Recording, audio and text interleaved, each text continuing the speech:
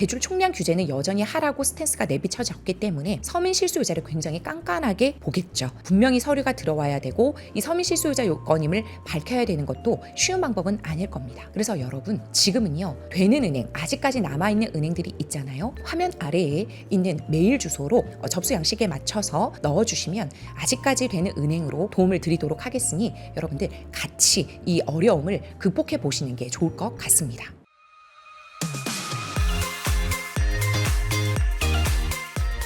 안녕하세요. 반갑습니다. 풀팩입니다. 요즘 은행에 가보시면 이 은행 말 다르고 저 은행 말 달라서 굉장히 혼란스러우시죠? 그래서 오늘 지금까지 대출 규제가 어떻게 진행되어 가고 있고 그리고 앞으로 어떻게 될 건지 우리는 어떠한 빈틈 전략을 가지고 가야 할지 이 시장에서 위기가 되고 있는 이 대출 규제 시대에 기회를 어떻게 찾을 수 있을지 한번 알아보는 시간 갖도록 하겠습니다. 자, 우선 윤석열 정부에서도 8월부터 본격적인 부동산 대출 규제가 시작되었다고 말씀을 드렸었는데요. 그 흘러온 방향이 불과 3주, 한 달도 안 돼서 금융위원장과 금감위원장의 말이 여러 번 반복되고 은행권에 주문을 넣었다가 다시 자율적으로 돌리는 등 굉장히 복잡하고 그리고 일괄적이지 않은 그런 메시지들로 인해 시장이 혼선을 겪고 있습니다. 그 부동산 대출 규제 일지에 대해서 한번 어떤 식으로 흘러갔는지 그리고 왜 지금 이러한 규제들이 있는지에 대해서 한번 자세히 알아보는 시간부터 가져보도록 하겠습니다. 자, 부동산 대출 규제 일지입니다. 8월 22일 날 윤석열 정부에서도 드디어 가계부채 관리 방안이 나오면서 규제를 본격적으로 시작했죠. 예고한 대로 스트레스 DSR 2단계가 9월부터 실행이 되었습니다. 그런데 원래 변동형 차주에게 1.5%의 50%를 적용한다는 것은 비수도권에만 그렇게 하겠다고 했고 발표한 대로 수도권에서는 이 1.5의 50%가 아니라 1.5의 80%를 적용하여 1.2%의 변동금리, 즉 1.2%의 가상금리를 적용하겠다라고 발표를 했습니다. 이렇게 되면 가상금리가 붙음으로써 내 실제 대출 나갈 수 있는 한도가 줄어드는 거죠. 왜냐하면 실질금리, 즉 내가 4%에 받고 있는데 여기에 1.2%의 가상금리가 더해져서 5.2%의 대출이 나간다고 생각을 하고 애당초 은행에서는 대출이 나갈 때 5.2%만큼의 위험차주라고 판단을 한 다음 대출을 줄여서 나가는 겁니다. 근데 실질금리가 5.2%가 되는 건 아니고요. 4%로 우리가 실행은 될 건데 대출 한도를 줄이기 위해서 이러한 스트레스 가상금리가 부여된다고 정리하시면 된다고 했습니다. 자, 그런데 그렇게 되면 비수도권에는 그러면 예정된 대로 1.5의 50%인 0.75%가 적용이 되겠죠. 물론 이 변동형이 아니라 혼합형과 주기형 같은 경우에는 그 변동폭이 좀 작기 때문에 대출 한도가 적게 줄어듭니다. 그럼에도 불구하고 스트레스 1단계보다는 몇 천만 원 더 줄어드는 효과를 가져오기 때문에 대출 한도가 훨씬 줄어들고 대출 받기가 어려워지는 거죠. 그런데 수도권에 집을 살 때는 더 어려워진다고 했습니다. 왜? 방금 말씀드린 대로 1.2%의 가상금리가 붙기 때문입니다. 그런데 여기서 그치지 않고 또 무엇을 주문을 넣느냐고 하면 은행권에 있는 모든 가계대출, 즉 DSR 예외 적용을 하고 있는 대출, 뭐 전세자금 대출이라든지 중도금 대출, 이주빌 대출 등에 대해서도 은행 자율적으로 DSR을 한번 산출해봐라 라고 하면서 내부관리 목적의 DSR 산출 지시가 내려온 거였죠. 그래서 이제 여러분들이 각자의 상황에 따라서 DSR 비율에 따라서 내 대출이 연장이 되기도 하고 다시 실행이 되기도 하고 일부 감액해서 나가는 등 여러 가지 시장 상황의 변동을 겪고 계시는 분도 많을 겁니다. 그런데 이렇게 스트레스 2단계가 도입이 되고 은행 자율적으로도 DSR 관리해라, 가계부채 총량을 관리하라라고 맡겼는데도 잘 되지 않고 가계부채 증가 추이가 지금처럼 너무 급속하다. 그리고 부동산도 계속해서 뜨겁다라고 하면 더 강력한 규제를 가져갈 수 있다라고 내비쳤죠. 왜 이렇게 됐느냐? 사실 가계부채 증가 속도가 8월부터 정말 굉장히 가팔라졌습니다. 그 전까지는 5조 원대를 유지하고 있었는데 8월에 9조 원이 넘었습니다. 이렇게 되니 사실 정부 입장에서도 그냥 지켜만 볼 수는 없었던 거죠. 그래서 금감위원장이 이렇게 내버려 둘 수는 없다. 은행 자율적으로라도 관리를 해라. 증가 속도라도 낮춰라. 이렇게 주문을 넣은 거죠. 자, 그런데 어떻게 됐죠? 그럼에도 불구하고 즉 8월에 은행들이 가상금리를 많이 올리기 시작했죠. 원래 금리가 오르면 대출 수요가 줄어드는데 그렇지 않고 오히려 더 대출 수요가 늘어나는 걸 보고 이복형 금감원장이 다시 발언을 합니다. 어떻게 했느냐? 금리만 올리라고 한 적은 없다. 은행 내부적으로 좀 더 잘해봐라 이렇게 한 거예요. 은행권 대출 금리 인상은 강하게 비판을 하면서 좀 더 우리가 개입의 필요성을 느낀다. 쉬운 금리 인상이 아니라 은행권 자체적으로 미리미리 차주의 포트폴리오를 관리하는 것이 필요하다라고 한 거죠. 단순히 DSR 하는 것만으로는 안 되니까 은행 자율적으로 한번 더 포트폴리오를 구상해 봐라라고 한 겁니다. 9월 이후에도 대출이 증가하는 흐름이 나타나면 정말 예고한 대로 강력한 규제를 하겠다라고 시사를 한 거죠. 그랬더니 은행들이 부랴부랴 금리 인상만으로는 안 되겠다. 우리 자율적으로 한번 해보자라고 한 겁니다. 어떤 식으로 됐냐면요. 자, KB국민은행부터 한번 살펴보시면 이제 8월 29일부터 이제 시행이 됐는데요. MCI, MCG라고 해서 여러분들 잘 아시는 방공제 안 해도 되는 그런 상품이죠. 우리가 예를 들어 서울의 아파트에 집을 사게 되면 방 한 개당 5,500만 원을 차감하고 나갑니다. 즉 비규제 지역에 10억짜리 아파트를 살 때 무주택자 기준이라면 70%, 즉 7억이 나가는데 이 7억이 다 나가는 게 아니라 방 공제를 하고 나머지 금액이 대출이 나가는 거잖아요.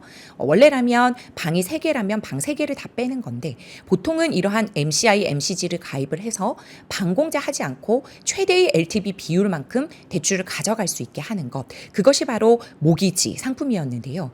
이것을 전면 다 지금 시중은행들이 중단을 했습니다. 이렇게 되면 서울에 집을 살 때는 5,500만 원은 적어도 줄어드는 거예요. 이거는요, 여러분, 스트레스 DSR 2단계가 시행되는 것보다 더 큰 효과를 가져옵니다. 왜냐하면 연봉 5천만 원인 차주가 스트레스 1단계 때 30년 원리금 상환으로 4%대로 대출을 받는다고 해도 지금 3억 원 이상을 지금 비수도권에서도 받을 수 있거든요. 그리고 수도권에 집을 살 때는 연봉 5천만 원인 차주가 이제는 다른 부채가 없다는 전제 하에 2억 8,700만 원 정도가 나가게 됩니다. 자, 이거는 원래 우리가 대출을 더 많이 받을 수 있었던 3억 1,500만 원보다 몇 천만 원 줄어드는 그러한 효과잖아요. 근데 이 MCI, MCG를 가입하게 되면 바로 5,500만 원이 뚝뚝 떨어지니까 오히려 스트레스 DSR이 도입되는 것보다 더 큰 효과를 가져올 수 있다라는 겁니다. 그래서 지금은 여러분들이 은행에 가보면요. MCI, MCG가 거의 다가 발급이 중단되어 있어서 연말이 확실히 연초보다 대출 받기가 어려워진 형태가 맞습니다. 또 국민은행은요. 이렇게 MCI, MCG뿐만이 아니라 2개를 더 주목해 볼 필요가 있었는데요. 최장 50년까지 쓸 수 있었던 주택담보대출, 즉 50년을 아무나 쓸 수 있는 게 아니고 만 34세 미만의 청년들이 쓸 수 있었잖아요. 그런데 청년층도 이제는 최장 30년까지밖에 못 씁니다. 자, 우리가 만기가 줄어들면 어떻게 됐었죠? DSR에서 불리해져서 내 대출 한도가 축소되었죠. 즉 MCI, MCG도 가입을 못하고 이렇게 만기도 줄어드니까 금리를 높이는 것뿐만 아니라 이러한 만기까지 손대게 되니 대출 한도가 확 더 줄어드는 거죠. 또한 마이너스 통장이라는 신용대출도 아무리 연봉이 높다 하더라도 연봉만큼 나가는데 이제 어떻게 된다? 5천만 원까지만 나갈 거야. 원래라면 기존에 1억 5천만 원까지도 했었는데 지금 5천만 원까지 낮출 거야 라고 이렇게 8월 29일 날 시행이 됐는데 지금은 다시 연봉 이내로 이제 들어오고 있거든요. 또 서민 실소유자 같은 경우는 예외 규정을 적용을 해주기는 합니다. 그럼에도 불구하고 이 국민은행에서 먼저 신용대출에 대한 규제부터 나왔다는 것이 굉장히 신선했습니다. 왜냐? 이렇게 한 은행이 대출 규제를 발표하면 다른 은행도 영향을 받을 수밖에 없기 때문입니다. 자, 그러면 신한은행은 어떠한 행보를 보였을까요? 신한은행도 마찬가지로 모기지는 일단 적용을 중단을 해서 대출 한도를 축소하는 효과를 가져왔는데요. 여기서 조건부 전세자금 대출 중단이라는 것을 신한은행과 우리은행이 실시하기 시작합니다. 자, 여러분, 조건부 전세자금 대출이 무엇이었나요? 자, 조건부 전세자금 대출이라고 하는 건 조건이 붙은 거였죠. 예를 들어서 임대인이 바뀌는 조건, 즉 매도자와 매수인이 다른 겁니다. 새로운 집주인이 바뀌면서 전세입자를 동시에 세팅을 해서 그 전세입자의 전세금으로 잔금을 치는 동시 세팅권 같은 경우에는 그 전세입자가 들어올 때 전세자금 못 받게 하겠다. 임대인과 매수자의 소유권 이전 조건에 조건부 전세자금 대출 안 나가겠다라는 겁니다. 또 뭐가 있었죠? 처분 조건에 관한 조건부 전세자금 대출도 안 나가고 있죠.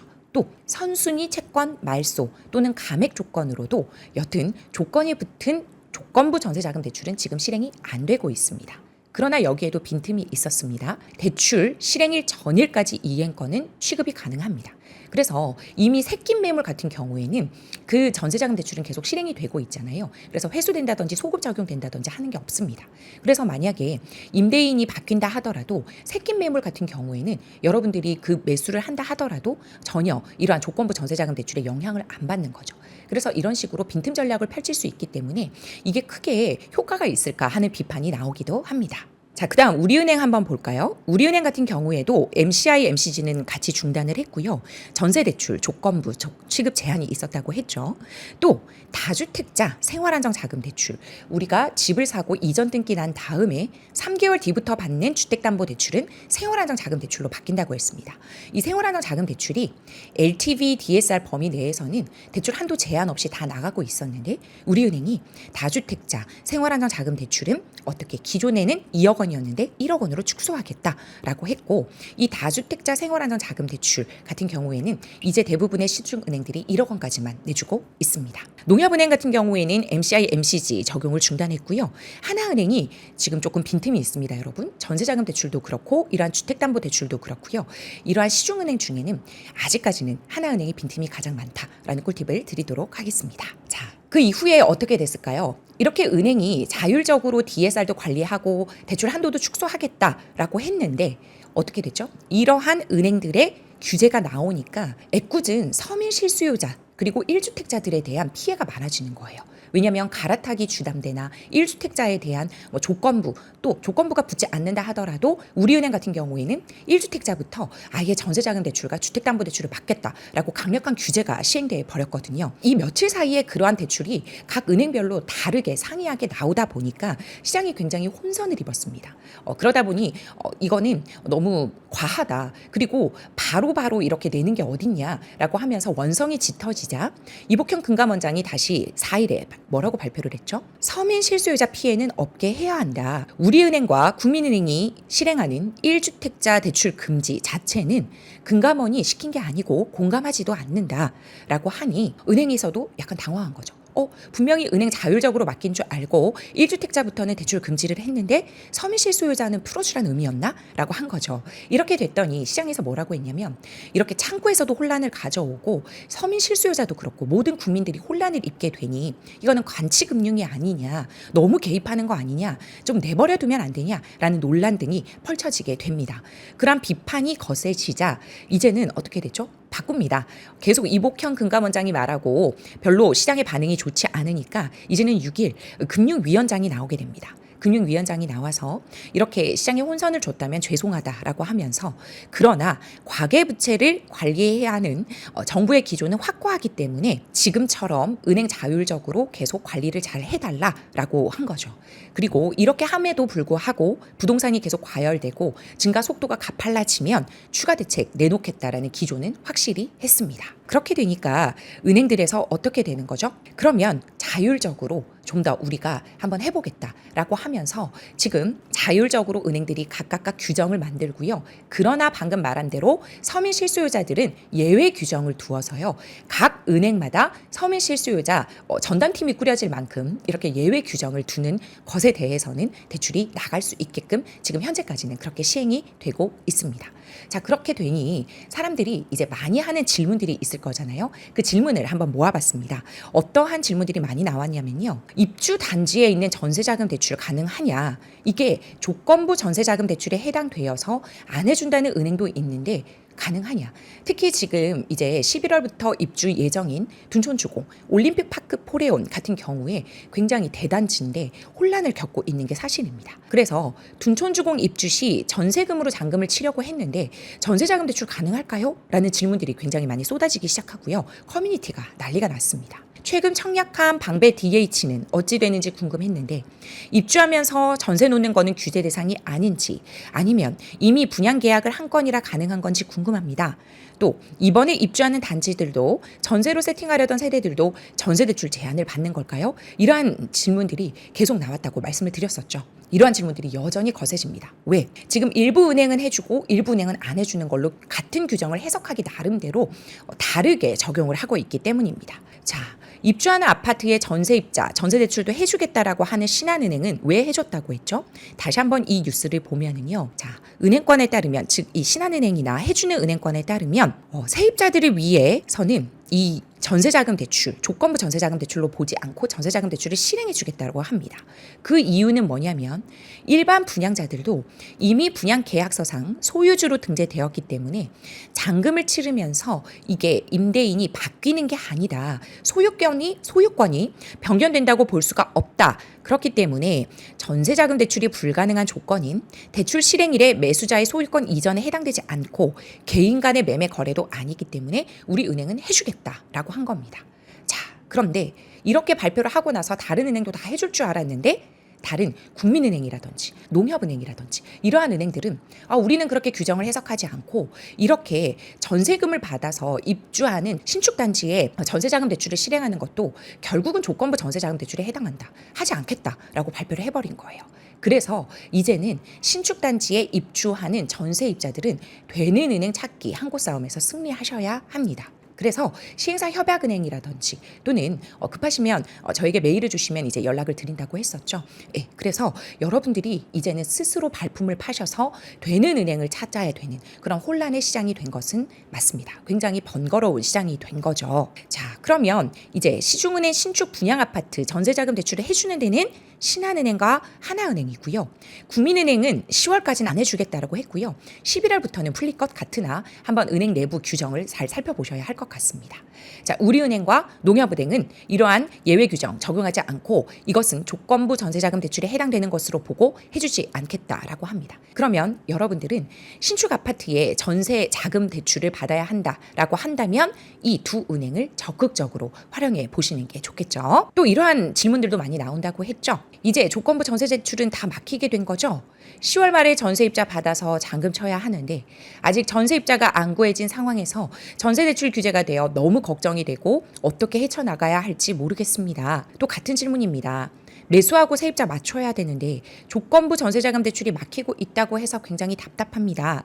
다행히 잔금이 길어 내년 1월 말입니다. 다시 풀리길 기다리면 될지 혹은 다른 은행들도 막힐 수 있으니 다른 방법을 찾아둬야 할지 고민입니다.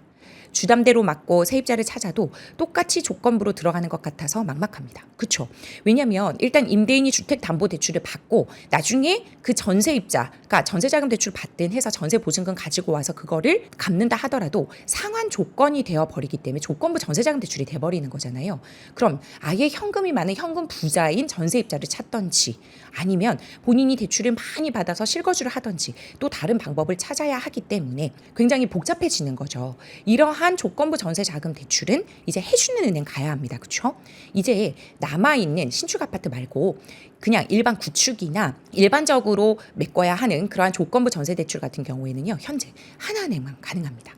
자, 그러면 아직까지는 하나은행이 되기 때문에 여러분 하나은행도 막히기 전에 달려가서 여기서 조건부 전세자금 대출을 실행하시는 게 좋겠죠. 자, 여기서 한 가지 조건부 전세자금 대출만 이렇게 빡빡하고요. 일반 무주택자 분들은 여전히 모든 시중은행에서 대출이 가능합니다. 전세보증금의 80%가 조건부 전세자금 대출이 아니라 하더라도 조건부 전세자금 대출은 이제 이러한 하나은행만 되지만 나머지 일반 무주택자 서민 실수요자를 위한 전세대출은 여전히 가능하니까 여러분들 이제 헷갈리지 마시고 은행 규정을 잘 파악하셔서 움직이시면 되겠습니다. 자, 이렇게 서민 실수요자 위주의 이런 전세자금 대출도 막히고 각 은행마다 다 규정이 다르게 해석되다 보니 굉장히 시장이 혼선이 되고 있는데요. 주택담보대출에 대한 것도 굉장히 혼선이 있습니다. 각 은행별로 달리 적용을 하고 있으니까 한번 정리해 보도록 하겠습니다. 9월 10일 현재 기준인데요. 유주택자 주택담보대출은 어떤 식으로 정리가 되고 있는지 한번 보도록 하겠습니다. 자, 국민은행 같은 경우에는 1주택 이상, 즉 무주택자는 괜찮은데요. 1주택자 이상, 즉 1주택자와 다주택자 같은 경우에는 수도권에서 집을 살 때 받는 구입자금 대출이 되지 않습니다. 다만 갈아타기도 서민 실수요자 요건으로 보고 그 처분 조건이 된다면 당일까지 처분이 완전히 돼서 계약금 영수증까지 딱 들어오는 게 확인이 된다면 그 경우에는 주담대가 가능하게 됩니다. 1주택자도요. 신한은행도 마찬가지입니다. 1주택 이상은 구입자금 대출이 수도권뿐만 아니라 비수도권도 안 됩니다. 신한은행은. 그러나 이 경우에도 처분 조건을 달면 가능합니다. 자, 하나은행이 전세자금 대출에 있어서도 여유가 있었는데 구입자금 대출에 있어서도 여유가 좀 있습니다. 그래서 1주택자 이상이라 하더라도, 즉 다주택자라 하더라도 여전히 LTV DSR 범위 내에서 구입자금 대출도 가능합니다. 즉 비규제 지역에서 다주택자가 LTV 60% DSR 범위 내에서 대출이 나갔잖아요. 그게 여전히 가능하니까 하나은행도 막히기 전에 가서 잘 상담을 받아보시는 게 좋겠죠. 그리고 이제는 거의 대부분의 모든 시중은행이 다주택자에 대한 생활안정자금 대출은 최대 1억 원까지로 한도를 뒀습니다. 우리은행 같은 경우에 1주택 이상, 즉 다주택자, 1주택자들은 수도권에 구입자금 대출이 불가합니다. 국민은행과 마찬가지인 거죠. 자, 처분 조건 주담대는 가능하고요. 여기에 서민 실소유자를 더 보호하기 위해서 우리은행은 결혼 예정이라든지 또는 누군가 직계 가족이 죽어서 이제 상속을 받는다든지 라는 예외 규정들을 뒀기 때문에 각기 이렇게 구입자금 대출이 불가하다 하더라도 서민 실소유자 요건임을 여러분들이 밝힐 수가 있다면 은행이 요구하는 서류가 제출이 된다. 그러면 여전히 대출이 가능하니까 한번 은행에 가셔서 잘 상담을 받아보시기 바랍니다. 자, 농협은행 같은 경우에 다주택자가 구입자금 대출이 불가하고요. 아직은 1주택자까지는 구입자금 대출이 가능하기 때문에 상담을 잘 받아보시는 게 좋겠죠. 자, 다주택자 생활안정자금 대출 여전히 최대 1억입니다. 자, 그렇기 때문에 여러분 지금은 이 방송 녹화를 하는 시점에 지금 기준으로 말씀을 드린 건데요. 이 하나은행 같은 경우에도 언제 막힐지 모르는 거죠. 대출은 될 때 받는 겁니다. 여러분들 되는 은행 한 곳 찾기 싸움이잖아요. 그래서 되는 은행이 있다면 가셔서 적극적으로 상담 받아보시고 잔금 사고 나지 않게 스스로 각자 도생으로 움직이시는 게 맞습니다. 자, 앞에서 국민은행이 최장 50년까지 쓸 수 있었는데 30년으로 대출 만기를 줄이면서 대출 한도를 축소했다고 했죠. 자, 그 흐름이 이어져서요. 이제 국민은행 뿐만 아니라 신한은행과 우리은행이 모두 대출 만기를 최장 30년까지만 쓸 수 있습니다. 이건 나이 제한이 없기 때문에 오히려 청년층에게는 불리해진 거죠. 왜냐? 34세 미만 같은 경우에는 50년도 최장 쓸 수 있었는데 물론 상환 능력이 입증이 되는 한에서요. 근데 이제는 아무리 상환 능력이 입증이 된다 하고 그리고 나이 조건이 된다 하더라도 30년까지밖에 못 쓰니까 굉장히 대출 한도가 줄어드는 겁니다. 자, 얼마나 줄어드는가? 예를 들어 기존 50년은 5억 1,600만 원을 받을 수 있었던 차주가 있었다면 40년을 적용하면 3,500만 원이 줄어드는데 30년을 적용하면 더 많이 줄어들겠죠. 이렇게 10년만 줄어들어도 3,500만 원이 최소 줄어드는데 이게 어떻게 되죠? 30년만 적용하게 돼도 5천만 원, 6천만 원 이상이 줄어드는 효과를 가져오게 되는 겁니다. 자, 그러면 아직까지 40년이 남아있는 은행은 하나은행과 농협은행입니다. 자, 그렇기 때문에 여러분들이 이 시중은행, 5대 시중은행에서 아직까지 전세자금 대출과 구입자금 대출 등 주택담보대출에 있어서도 여유가 있는 은행은 하나은행이다라는 걸 볼 수 있겠죠. 자, 이 맛동산 시청자 여러분들은요. 지금 내가 대출이 막힐 것 같으면 어디부터 가보셔야 합니까? 하나은행부터 가시는 것을 추천드립니다. 자, 이제 스트레스 DSR 2단계가 되면서 1금융권의 신용대출도 스트레스 DSR 영향을 받게 돼서 한도가 축소되었고요. 2금융권 주택담보대출도 이제는 스트레스 DSR 2단계가 적용이 되잖아요. 그래서일까요? 시중은행의 신용대출이 8월에 굉장히 크게 증가를 했습니다. 즉 스트레스 2단계 도입되기 전에 많이 받자라고 했는데 지금 9월에 들어서 스트레스 2단계가 도입됐음에도 불구하고 한 주, 지난주에 나갔던 신용대출 양이 저번 달 8월에 나갔던 양의 반 정도가 실행이 됐습니다. 한 달이 아니라 한 주에 그렇게 나갔다라는 것은 굉장히 큰 증가를 뜻하는 거거든요. 그러니까 이제 부랴부랴 시중은행에서 신용대출 제한 사항이 들어오기 시작합니다. 자, 국민은행이 원래 5천만 원까지였잖아요. 근데 서민 실수요자도 보호를 해야 하기 때문에 서민 실수요자 같은 경우에는 일단 연소득 범위 내지만 어떻게 되죠? 1억까지는 해주겠다라고 발표를 했습니다.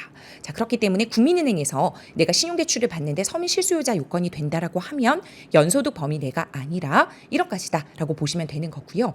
신한은행은 연소득 범위 내로 지금 신용대출이 나가고 있습니다. 다른 은행들은 제한이 없기 때문에 꼭 내 주거래 은행에 가셔서 신용대출을 받지 마시고요. 나한테 신용대출 잘 해주는 한 은행 찾기 싸움이거든요. 이러한 은행과 인터넷 은행도 조건이 좋을 수 있으니 인터넷 은행도 함께 알아보시는 것이 여러분들에게 좋을 겁니다. 자, 가장 최신 9월 10일에 오전에 어떻게 됐죠? 다시 은행연합회장과 그리고 이 이복현 금감원장이 만나서 다시 한번 간담회를 가졌습니다. 왜 그러냐? 너무 관치금융의 얘기도 나오고 시장의 혼선만 더할 뿐이다라고 하니까 이제는 은행권에도 사과를 하시고, 그리고 뭐라고 했냐면 그럼에도 불구하고 서민 실소유자는 막지 말아달라. 그러나 어떻게 해야 된다? 은행이 각자의 리스크 관리 차원에서 자율적으로 강화해 나갈 필요는 있다. 즉, 가계대출 총량 규제는 여전히 지금처럼 잘해 주시되 서민 실수요자는 계속 대출을 해달라라는 거죠. 그러면 여러분들 어떤 게 예상이 될 수 있나요? 서민 실수요자는 요건이 충족되는 서류를 잘 내야 될 거예요. 우리은행 같은 경우에는요, 만약에 결혼 예정일 6개월 전부터는 청첩장을 대시해라. 그리고 이혼 가정 같은 경우에 전세자금 대출이 필요하잖아요. 그러면 이혼 서류를 제출해라 라는 등의 서류를 요구하게 되어 있습니다. 또 다른 은행도 마찬가지겠죠. 왜? 은행은 항상 서류 위주니까요. 이러한 서류가 굉장히 난무할 것 같고요. 그러면 1주택자 이상인 분들은 대출이 많이 막히겠죠. 적어도 올해까지는 그렇게 될 것 같습니다. 대출 가뭄 시대에 접어들 것 같으니 여러분들 굉장히 보수적으로 자금 운용을 하셔야 될 것 같고, 그리고 일부 전세자금 대출이라든지 신용대출 연장권에 대해서도 이렇게 DSR 규제가 들어오는 은행들이 늘어나고 있습니다. 한 고객 같은 경우에는요, 전세자금 대출을 풀로 받았는데 그러고 나서 기존에 있는 신용대출 연장을 하러 갔더니 많이 갚으라고 했대요. 원래 본인이 받고 있던 그 금액만큼은 전세자금 대출이 많이 있기 때문에 안 된다. 우리는 은행 자율적으로 지금 DSR을 관리하고 있기 때문에 신용대출 반 이상 갚아라 라는 감액 조건의 통보가 왔다고 합니다. 자, 여러분들 지금 10월, 11월, 12월 이제 연장권이 남아 있으신 분들도 이제는 자금 운용을 잘 세워두셔야 할 것 같습니다.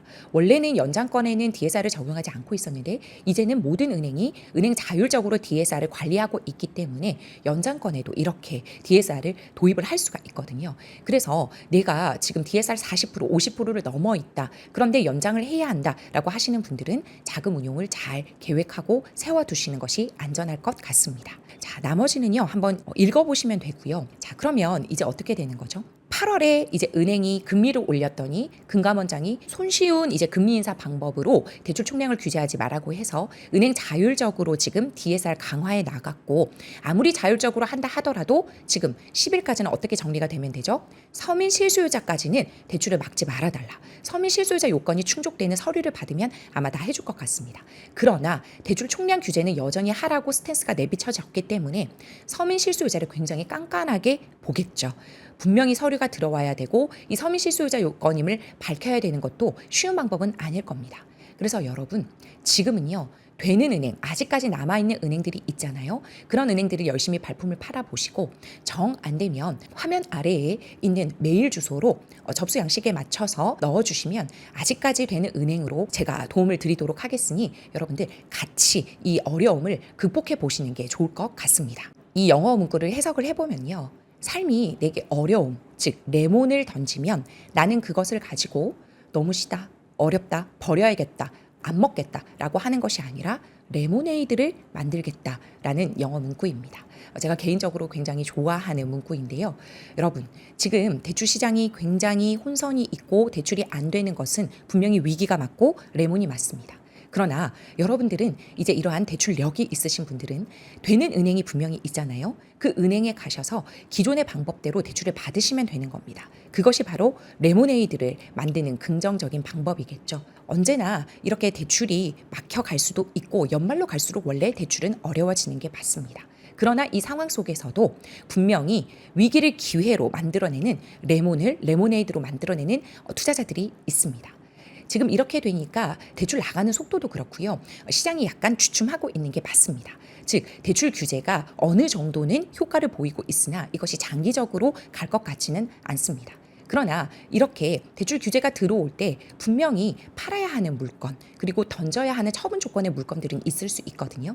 그런 물건들은 여러분들에게 오히려 기회가 될 수 있습니다. 부동산이 조금 조용해졌을 때 임장도 열심히 가시고요. 금매가 떨어지지 않았나, 그동안 여러분들이 준비하셨던 그 모든 대출 지식과 임장 지식, 그리고 부동산 지식을 바탕으로 내가 놓쳤다고 생각했던 그 매물을 오히려 지금 잡으실 수도 있는 겁니다. 그렇기 때문에 여러분 위기를 기회로 만드시고 가지고 레몬을 레모네이드로 만드시는 이 대출 시장을 돌파하시는 여러분들 되시기를 진심으로 응원합니다.